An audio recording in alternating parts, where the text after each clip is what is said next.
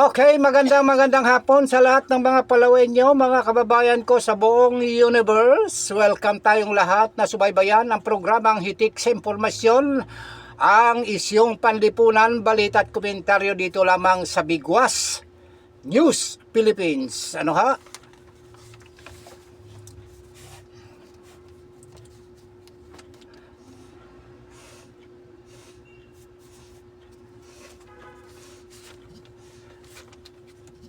Sumisingkaw tayo mga kababayan mula alas 5 hanggang alas 6 ng hapon. Ano ho? Isang oras na pagtatanghal na siksik ng mga balita at komentaryo, trabaho lang, walang personalan mga kababayan ko. So, samahan ninyo ako sa loob ng isang oras mula sa simula hanggang sa matapos ang programang ito. Don Robert Ramiro ang inyong makakasama na maghatid sa inyo ng mga pangunahing balita, no ho? At mag-uumpisa tayo ho sa headlines. Ay meron hong 500 million allocables. Ang mainit na issue ngayon ang nais na imbestigahan ni Senador Ping Lacson, ang hepe naman o chairman ng Blue Ribbon Committee. Ano ho? Eto, ihanda nga natin yung yung isa sa pinakamagandang patama.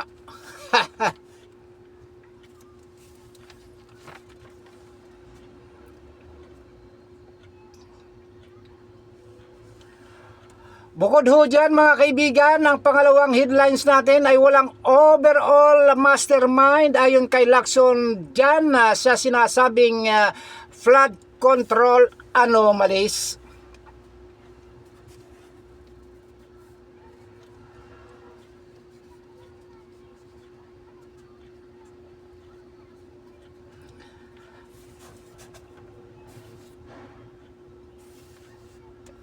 Okay, kung meron pa tayong oras mga kababayan, ay tatalakayin din natin ang issue naman kay Vice President Sara Duterte tungkol sa kinakaharap nitong impeachment. Subalit may pahayag dito ang pangalawang Pangulo na no one is above the law.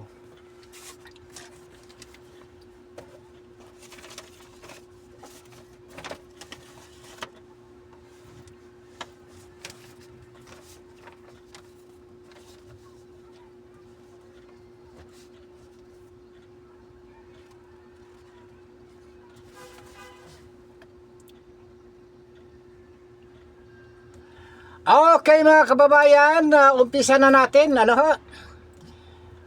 Uumpisahan na natin ang headlines. Sapagkat ngayon ay talagang mainit ang panahon at mas lalong umiinit ang usapin sa umunoy maanomalyang flood control projects matapos na ihayag ni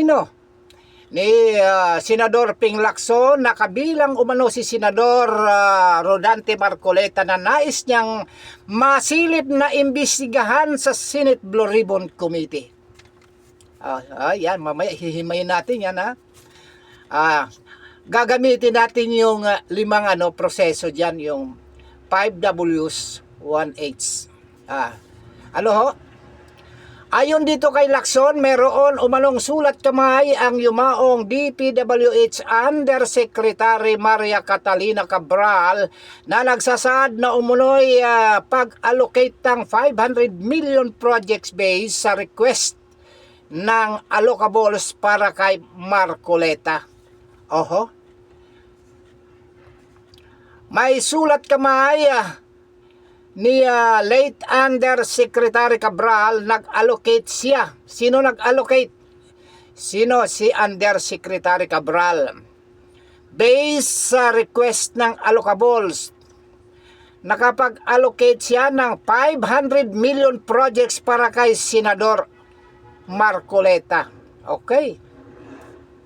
Hihimayin natin yan mamaya, Wala akong kinalaman dyan si Senador Marcoleta doon sa pag-allocate ng 500 million projects Ang nag-allocate dyan ay yung si Undersecretary Cabral. Ano ho? Yan ho ang maliwanag dyan. Pero, meron hong pasubali eh. Pero kung binigyan ka ng items at tapos sinubstandard ng contractor mo, meron ka na bang contractor dito, Senador Marcoleta? Ginos project ng contractor mo, meron ka bang lugar dyan na ginos project ng contractor mo? Doon daw magkakaproblema. May premise ka agad eh, ano ho? Nag-imagine ka na kaagad, may imagination na kaagad na ghost project at substandard na projects. Ni walang kaalam-alam yung mama. So yun ang kanyang hihimayin. O hindi lang pala siya, marami. Yun ang aming hihimayin. Yun ay hihimayin namin, dagdag pa niya. Ang naturang mga dokumento, mga kaibigan, at ebidensya ay balak umanong isumite sa Office of the Ombudsman at Department of Justice. Diyan ho sa Ombudsman kay Secretary Boying Remulla. Sa ngayon na niya, wala pang opisyal na tugon si Marcoleta sapagkat hindi nga niya alam eh. Kaugnay sa mga pahayag ni Lacson habang marami namang mga netizens ang nagtatanong kung sino pa ang mga posibleng madawit sa malawak na flood control controversy. Well, babalikan natin yung sinasabi dito, yung mainit na isyu. Yung paghahayag ni Senador Lacson na kanyang sisilipin sa investigasyon sa Blue Ribbon Committee ang 500 million na allocables na di umano ay mula sa sulat kamay ni dating Undersecretary Cabral na nag-allocate siya. Si Cabral ho nag-allocate, hindi ho si Marcoleta. Para sa kaalaman ho ng lahat, nag-allocate siya ng 500 million peso projects. Ano ho? Eto ngayon. Ano ho ang motibo mo, Senador Ping Lacson? Kung bakit mo gustong silipin at imbestigahan ang sulat kamay nitong si late Undersecretary Cabral na umano'y merong 500 million peso projects. Ano naman ang layunin mo? At para saan? At bakit? At sino ang nasa likod ng ganitong modus? Ano ho? Yung ganitong hakbangin. Bakit? Nagtatanong tayo bakit? Alam naman ho ninyo kahit na siguro elementary school. Naiintindihan niya eh. Yung gumawa ng sulat kamay yung kanyang kaklase niya. Ito, kinuha yung mangga niya, ito ay bibigyan na, ito ay para kay ganito, yung manggang ito. Ito ay halagang 10 piso. Gumawa ng sulat yung isang estudyante patungkol dun sa kanyang sa isang estudyante. Walang kamalay-malay yung isa eh. Tapos ibabato mo. Anak ng kulugo talaga. Anong klaseng pag-iisip ganito? Ito kahayagan ng desperado. Desperado sa pagtatakip ng mga magnanakaw na kasamahan mo dyan. Dyan sa gobyerno. Ang mga pinagtatakpan mong sindikato sapagkat ang sabi ni dating anak kalusugan na party list representative Mike Defensor, nasa gobyerno ang sindikato. Andyan yung mga kriminal, yung mga buhaya. Sige nga. Sa Department of Justice. Sa Ombudsman. Diyan sa Judiciary, diyan sa Kongreso, sa Senado. Diyan pa sa Chief Executive Branch. Meron pa ba tayong makukuhang magandang diyan? Feedback? Sa ating justice system, meron ng bend the law. Ibig sabihin lamang ay pwede na pala ngayon ang lumabag sa batas, pwede na palang baluktutin ang batas. Ito nga yung ombudsman natin talaga namang aminado umamin nung sabihin ni si Erwin Tulfo. O di ba, mas makapangyarihan ang sambayanan kaysa batas. Ay di ba? Di ba secretary, dati secretary pa ito ng Justice si Boying. Di ba? Di ba secretary? Yes. Kita mo kalukuhan ninyo. Pati ba naman batas ay talagang sasalaulain ninyo. May maasahan pa bang mabuti sa inyo? Di wala na. Sira na ang tiwala sa inyo ng sambayanan. Lalo na ngayon, ang ginagawang investigasyon ng House of Representatives dyan sa Justice Committee. Talagang hindi naman talaga pantaong bayan, ginagamit yung taong bayan. Ang totoo niyan, pansariling interest ninyo yan. Meron lang kayong gustong gibain sapagkat alam ninyo pagdating ng araw kapag yan ay umupo sa pwesto, tsak na hahabulin kayo niyan. Kaya sinasabi natin, huwag mong ipukol yung dumi mo sa iyong kapwa. Yung dumi mo ang pahirin mo at huwag mong ipahid sa iba. Senador Ping Lacson, alam ko naman kung ano hong motibo mo ay pagtakpan yung mga kasamahan mong mga kurakot. Hindi ko ibig sabihin na ikaw ay kabahagi rin. Na ibig sabihin ay pumitas ng isang malaking malita base doon sa nakitang picture diyan sa isang helicopter na sinusundo ng mga bulletproof na mga sasakyan na merong mga maleta. Nandun kayo ni Senador Tito Soto, kaya talaga kayo magka-partner, magka-tandem kayo hindi ho ba? Itatanggi nyo pa ba yan? Papalusot nyo pa? Anong kapal ng mukha ninyo? Mas matigas pa yata yung mukha ninyo sa bakal sa kapal. Sapagkat yung sinasabi na request pa lang yan na mag-allocate hindi naman nga napakaliwanag naman ang gumawa ng allocation diyan si dating Undersecretary Cabral. Tapos ngayon ibabato mo kay Marcoleta. Alam mo Senador Ping,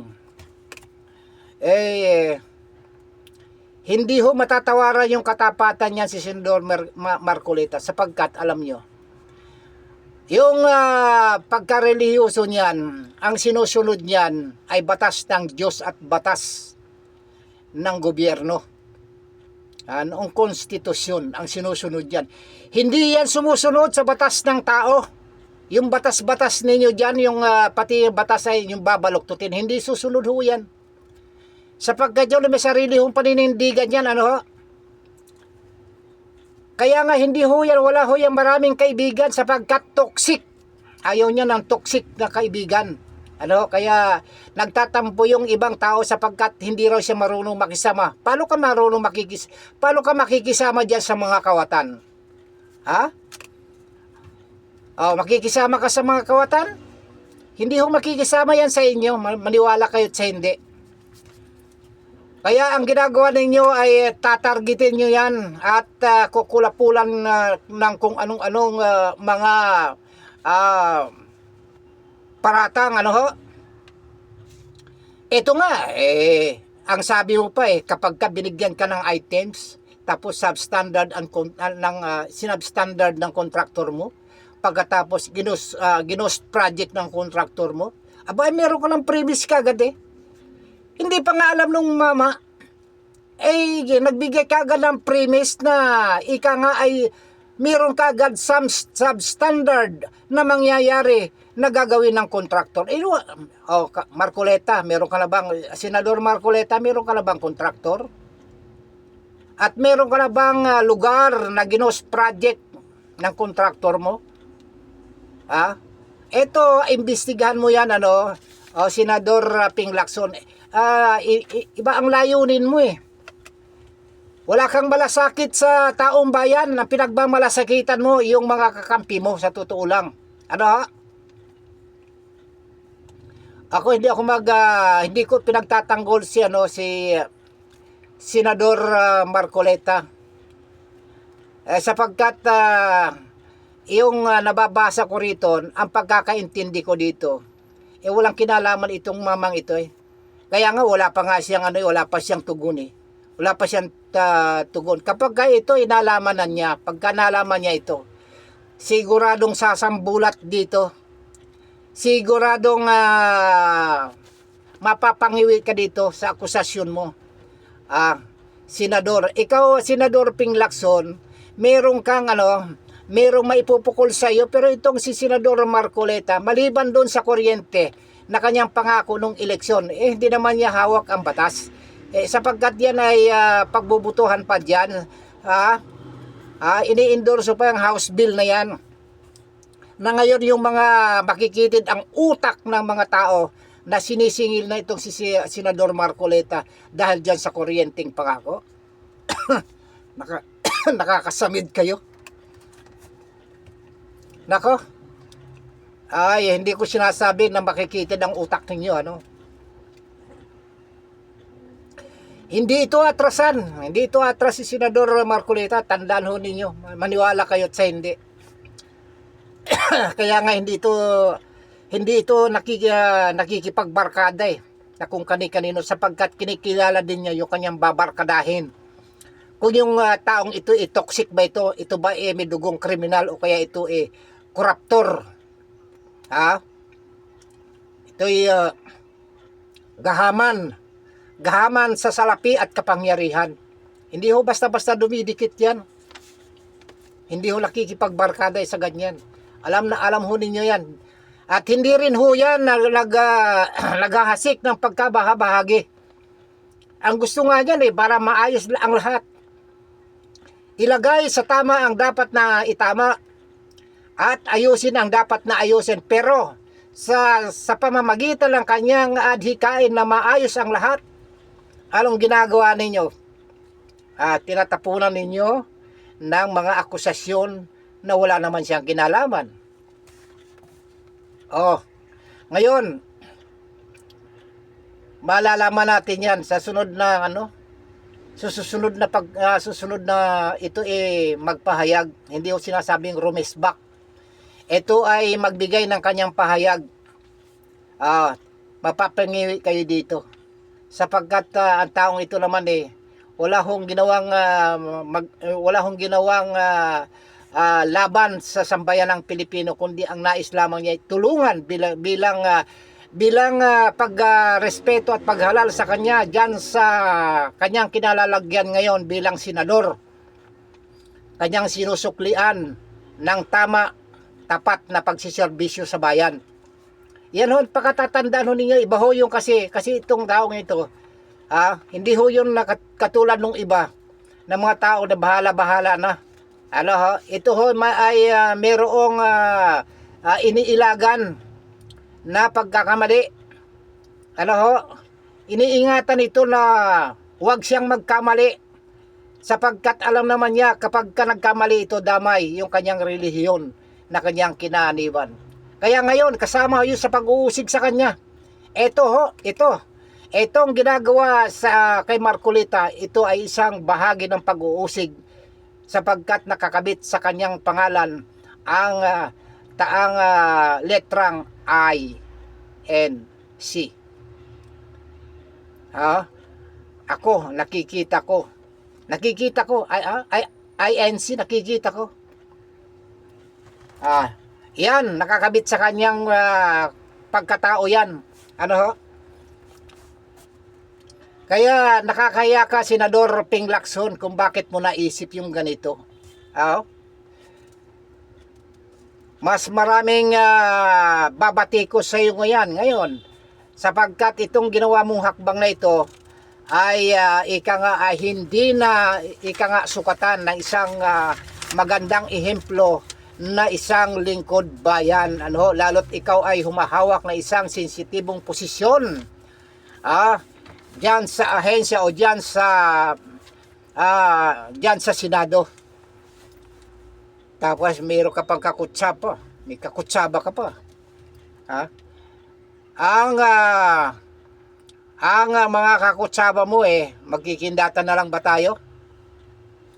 Ngayon, susunod natin yun, yung binanggit mo na walang mastermind. At sino nagbanggit dito?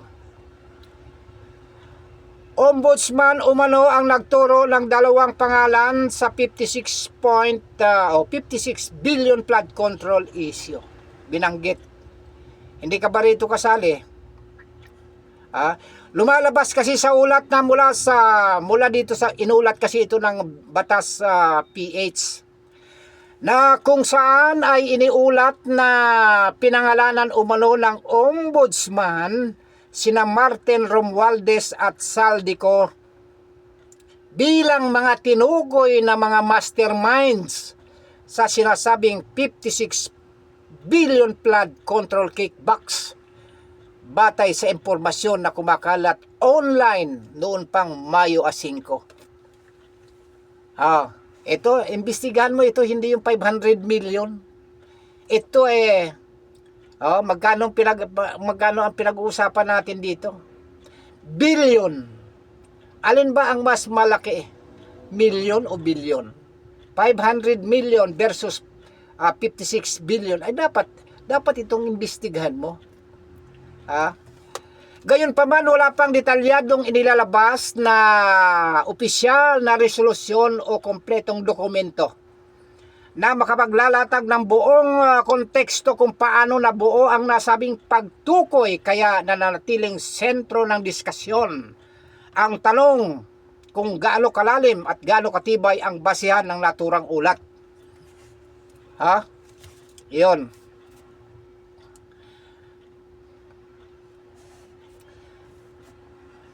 Kasunod ho nito mga kababayan ko, meron ho isang hiwalay na reaksyon ang ibinahagi ng isang social media influencer dito sa social media na agad ding naman pinag-uusapan online, sapagkat ayon sa kanya, tinawag niyang baliw si Sara. Tinawag niyong baliw si Sara for seeing na dalawa lang may hawak ng budget.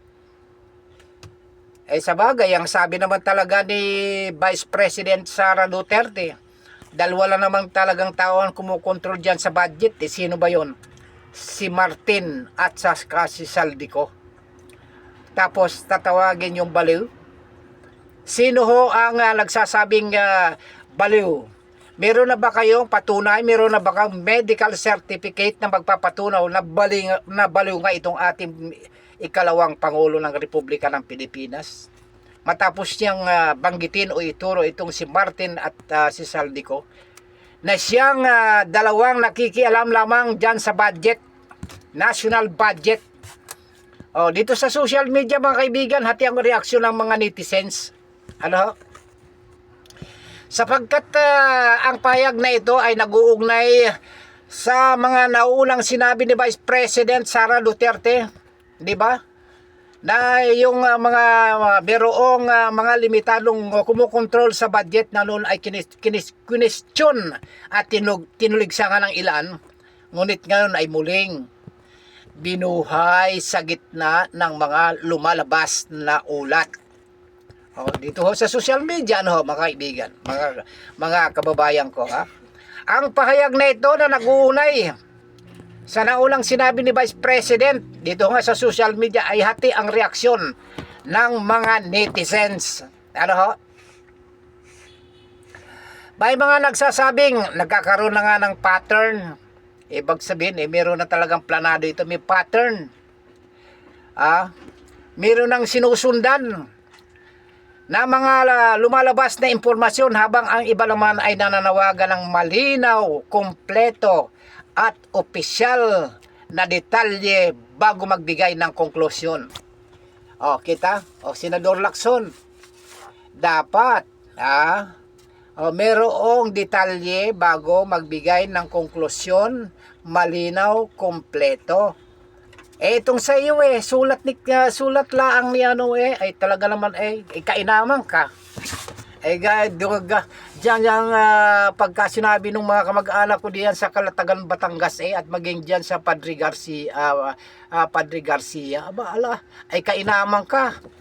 Ay nagbibigay ka agad ng iyong konklusyon wala pa nga walang kaalam-alam yung tao ay ano ga. Ang sabi nga ay pagkagayaan na ikaw ay paratang ay talagang kailangan ay maghalo na ang balat sa tinalupan. Sige, ituloy mo. May mga nagtatanong kung ito ba ang simula ng malalim na investigasyon o isa lamang itong yugto na mas malaking political narratives na patuloy na umiikot sa pambansang eksena, yung senaryo. Mga kaibigan? Sa ngayon, ang usapin ay nananatiling napapaloob sa mga ulat at mga reaksyones habang hinihintay ng publiko ang mas kompleto at mas konkretong pahayag mula sa mga kinaukulang ahensyang partikular dyan sa Senado, dyan sa Ombudsman, dyan sa DOJ, na yung mga personalidad na dawit dyan sa kontrobersyal na flood control na yan ay dapat na malinawan ng buong sambayanan ang totoong larawan. Okay? Tingnan natin. Ang galing nyo. Di ba? Tingnan ito. Sa number 3 nga tayo. Okay. Eto.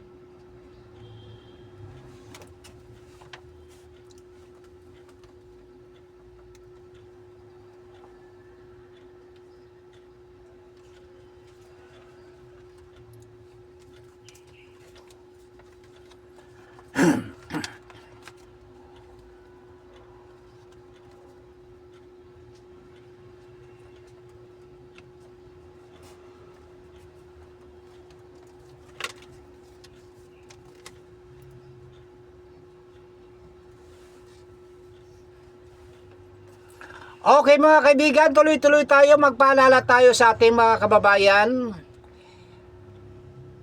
Ito ho ay pakiusap lang namin. Hindi ho namin kayo inuobliga o kaya naman inuutusan, sapagkat wala naman kaming kapangyarihan para kayo ay aming manduhan. Ito ho ay pakiusap namin sapagkat kung mahal mo ang iyong kapwa, paalalahanan mo. Huwag kang magtatago ng sekreto kung meron ka rin lang naman para sa kabubuti ng iyong kapwa. Ito ho kasing pang paninigarilyo mga kaibigan. Ito ho ay pangunahing sanhi ng malalang sakit tulad ng kanser. Hindi ho namin kayo pinipigilan o kaya pinagbabawalan na manigarilyo. Choice nyo yan. Choice natin yan. Yung susunod, okay. Yung ayaw, wala nang problema. Ang amin lang ay paalala, sapagkat yun hong paninigarilyo, nagdudulot yan ng cancer sa baga. Yung tinatawag na chronic obstructive pulmonary disease o atake sa puso. At yung iba ay stroke. Dahil nga yung nikotina ng sigarilyo, yan ho ang bumabara sa daluyan ng ating dugo, kung kaya't hirap tayo sa paghinga at nagkakaroon ng iba't ibang uri ng kanser.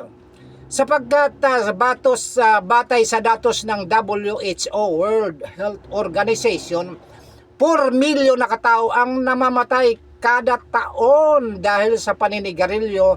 Dito naman sa Pilipinas ay meron hong 40 na katao araw-araw ang namamatay. Dahil ho dyan sa dyan ho sa paninigarilyo. At batay ho dito sa datos ng Philippine meron ho siyang grupo dito Philippine-wide Anti-Smoking Operation for Health, na ang pangulo rito ay kamag-anak ko rin ito si Ginoong Demosthenes Paquit Ramiro, na yung kanyang ito ay isang non-government organization na ito ay sinususugan ng batas na Republic Act 8749, ang Clean Air Act of 1999, ang Republic Act 9211, ang Tobacco Regulation Act of 2003, at ang Executive Order number 26 na nilagdaan ni dating Pangulong Rodrigo Roa Duterte. Noong mga dalawang taon na ba? O mahigit na. Noong si dating Senate President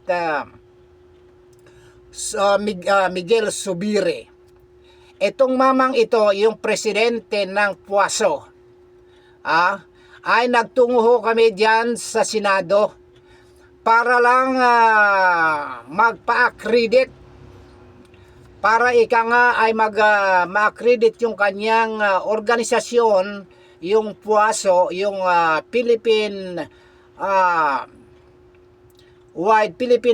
Anti-Smoking Operation for Health, sapagkat dito ho sa Bukidnon meron na hong nag-ooperate na ho sa 22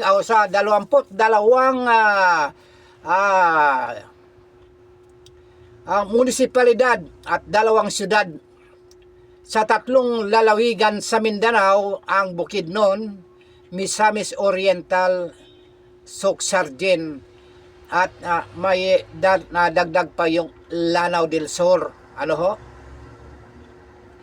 Ito ho ay nagiging katuwang din ng ating pamalaan bilang force multiplier.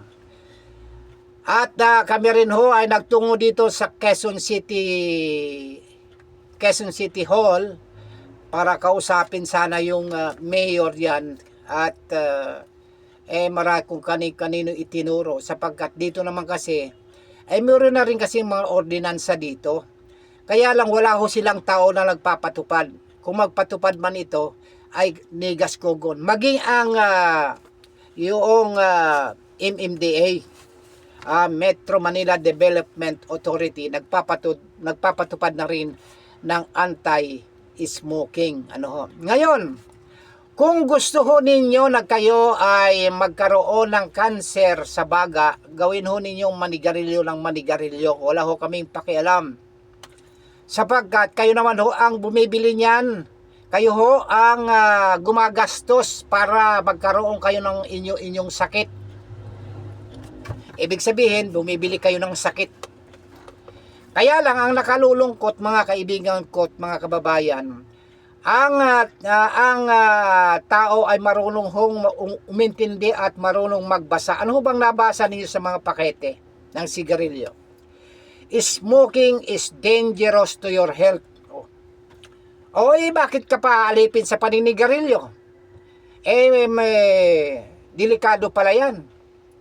Ikaw naman, meron ka naman sariling pag-iisip, meron kang utak at ulo, samantalang ang sigarilyo ay wala. Bakit ka pa alipin? Patatalo. Kasi gusto ko manigarilyo gusto naman ng sigar. Sige. Alam mo ninyo, trabaho din ho ako diyan sa sa tobacco industry, yung paggawaan ng ng sigarilyo diyan ho sa Makati. Ewan ko lang kung buhay pa si Mr. King, yung may-ari ng wag ko babanggitin ko babanggitin ko pa ba yung pangalan? Sige, banggitin natin yung Lakampana, ano ho? Manamis-namis. Yung tinatawag nga diyan, may patalastas pa nung araw yan. Manamis. Hindi ho ba? Hindi nyo ba alam na bago ho yan irolyo, bago ho ibalot yan, ay yan ho ay iniisprihan po ng chemical para kayo maging addict. Pero ho yung chemical na ini-spray dyan ay mabango. Ano ho? Pagkatapos ma-sprayan yan, meron ho yung pinakang lifter. Yan. Patutuyuin yan sa conveyor. Pagkatapos na tuyo, dire-diretso na yun sa ano, doon sa paggawa ng irorolyo na yan. Gagawin ng sigarilyo. Dadalhin yung iba dyan sa Bulacan. Diyan ho kami, pero hindi ako naging hindi ako naging kaparte ng pagrorolyo. Nakikita ko yun sa operation sapagkat diyan ang trabaho ko diyan sa makina. Ano ho? Kaya alam na alam ko yan. At ni minsan hindi ho ako tumikim ng sigarilyo diyan sapagkat nakita kung kung anong epekto niyan. Well, yan ho, nasa sa inyo ho mga kaibigan ko at mga kababayan. Kung nais ho ninyong manigarilyo ng manigarilyo at gusto ninyong magkaroon ng sakit at gusto ninyong mamatay ng madali, sige, manigarilyo kayo. Gusto nyo yan. At sa bagay, kayo naman ang gumagasto. Pag namatay kayo, may gastos pa rin. Kawawa naman yung pamilya ninyo. Ngayon, tuloy tayo.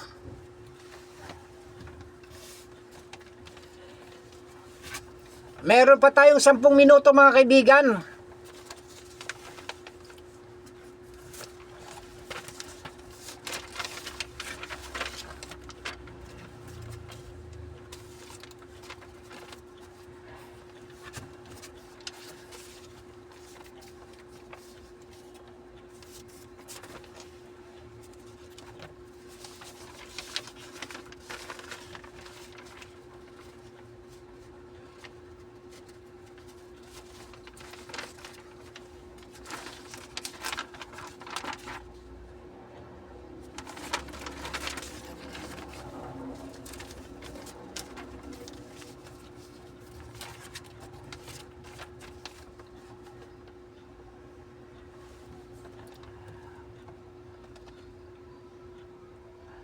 Okay mga kaibigan, tuloy ho tayo. Meron pa ho tayong bago tayo magsara ng ating palatuntunan ay tapusin natin yung isyong ito, ano ho. Meron ho pa kasing di pa natin nababasa yung alang-alang, yung walang sinasabi dito na walang overall mastermind ayon dito kay Ping Lacson, na kailangan na ilatag ang ebidensya sapagkat hindi kumbinsido si dating Senate President Pro Tempore Ping Lacson na iisa lamang ang overall mastermind. Huwag mo sabihin na si President Bongbong Marcos yan, wala ho tayo sinasabi sapagkat marami hong nagsasabi, nababasa ko lang pero hindi ho ako sali ron. Nabasa ko lang ho yun. Sa kontrobersyal na flood control skandal na matagal nang pinag-uusapan online, hindi lang sa Senado, sa House of Reps, dyan sa mga terminal ng bus, maging mga jeep at mga tudas, yung mga tuda, at maging sa Barberia, pinag-uusapan ho yan mga kaibigan at mga kababayan ko. Ayon kasi kay Lacson, ay posible umanong mayroong kanya-kanyang mastermind sa bawat distrito at tinatawag mo ba dyan mga congressman? Dapat imbestigahan mo yung mga mastermind dyan sa mga distrito, pati yung mga district engineers. Ngunit wala pa anyang nakikitang matibay na basihan para sabihing may iisang utak na kumukontrol sa buong operasyon. Dapat yung alamin mo, kung sino ang may control dyan sa buong operasyon ng 1.7 trillion peso na nawawala sa kaban ng bayan. Puro ka, kung ano-ano, kung saan ka pumupunta yung investigasyon mo na wala namang kinalaman sa flood control ng ito. Hindi ho mamamatay-matay itong flood control na ito hanggat hindi nare-resolve. Tandaan ho ninyo. Kasama ho ako dyan para sa pagpapaalala sa ating mga pinuno ng ating bayan para maalala nila na meron hong flood control na hindi pa nare-resolve. Partikular, hindi lamang sa isang lugar, buong Pilipinas. Sa ngayon, tila hinihintay pa rin ng maraming tao ang kung merong mga dokumento o kaya mga testigo o kaya yung mga matitibay na ebidensya na tuluyang magbubukas sa malalim na bahagi ng mga usaping ito. Paano ninyo matutuklasan o kaya ay matitibag o kaya ay mahukay ng malalim ang nasabing isyu kung ititigil naman ninyo at naaayawan ninyo yung gustong tumistigo dyan sa inyong mga komite. Ang gusto lamang ninyo ay gustong sirain yung kapwa ninyo mambabatas. Para lamang mapagtakpan ninyo yung mga kabuhungan, yung mga katarantaduhan, yung mga kawatan, ay ito pa.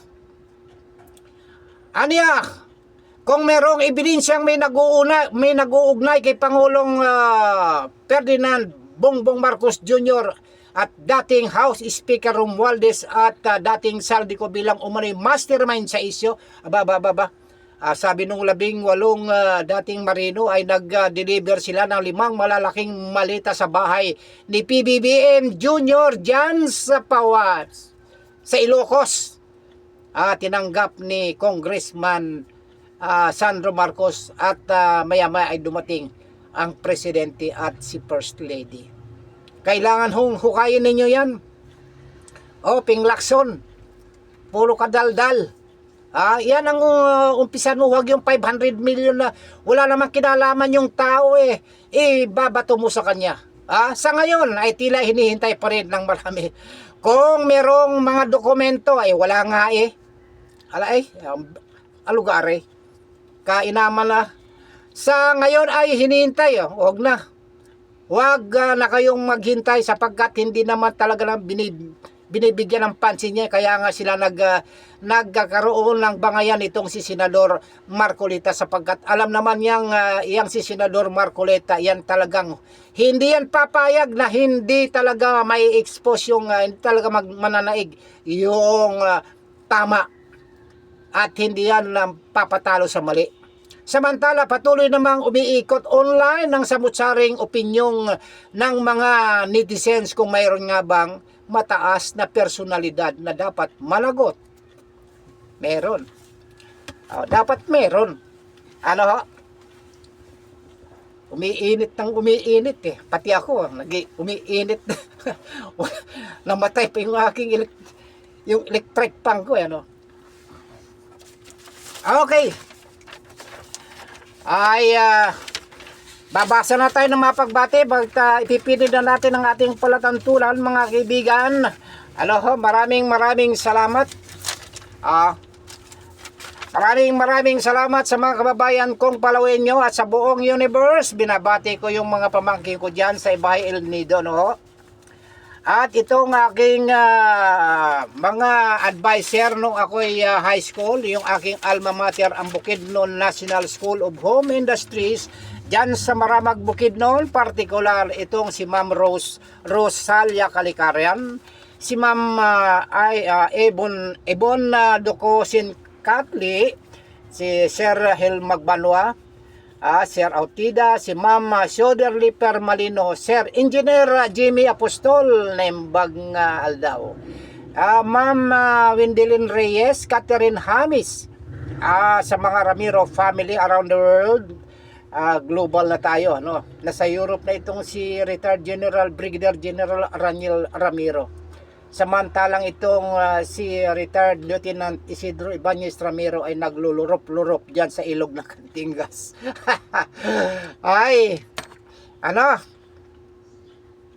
At Yung mayor ng Magdiwang diyan sa Sibuyan Romblon, si Mayor Noel Joseph Marin Machon.